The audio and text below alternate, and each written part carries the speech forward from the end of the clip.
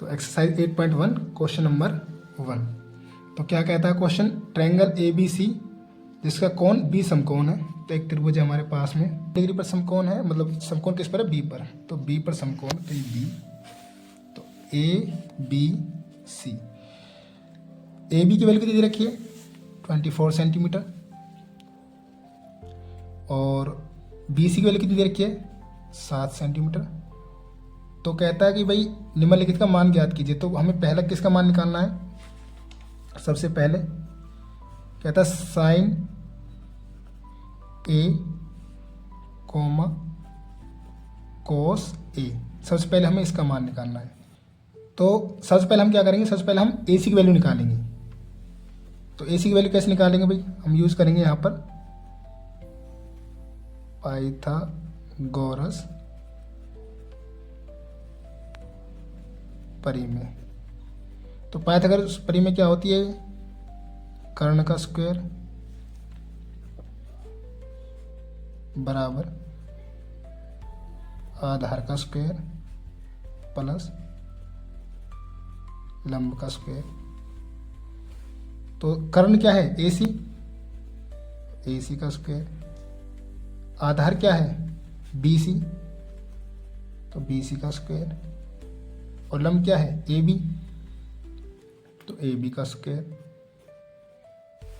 तो AC का square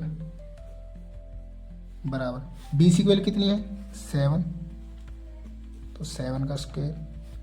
AB की वैल्यू कितनी है, 24, तो 24 का स्क्वायर। ये AC का स्क्वायर, 7 का स्क्वायर कितना होता है, 49, 24 का स्क्वायर कितना होता है, 576, और इधर ये AC का स्क्वायर। इनको ऐड करेंगे कितना आएगा, 625। अच्छा यहाँ स्क्वायर इधर जाकर क्या हो जाएगा, रूट। तो AC की वैल्यू कितनी हो जाएगी, अंडर रूट 625। तो और अंडर रूट 625 का इसका स्क्वायर रूट कितना होता है, 25। तो AC की वैल्यू कितनी आ गई हमारे पास में, ये 25। तो ये हमारे पास में 25 आ गई। अच्छा अब हमसे वैल्यू किसी की पूछी थी, एक तो साइन A की और कोस A की। तो जब वो कहता है कि साइन A, तो हम इस वाले एंगल को लेंगे, साइन A यानी कि इस वाले एंगल को। तो हमेशा याद रखना कि भाई जो एंगल के सामने वाली जो साइड होती है ये हमेशा क्या होती है, ये हमेशा लंब होती है। ठीक है भाई, इस बात को याद रखेंगे। तो अब साइन क्या होता है, साइन क्या होता है, तो हमें याद रखना क्या, लाल बटे कक्का।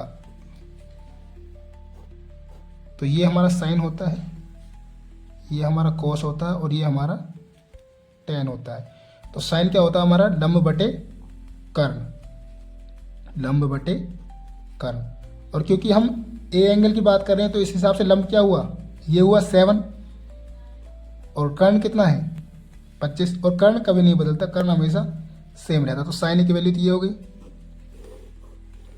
अच्छा भाई, इसके बाद में कोस A, यानी कि फिर से हम इस वाले एंगल को देखेंगे। अच्छा कोस क्या होता है, कोस A, तो यहाँ से देखो कोस क्या होता है, आधार बटे कर्ण।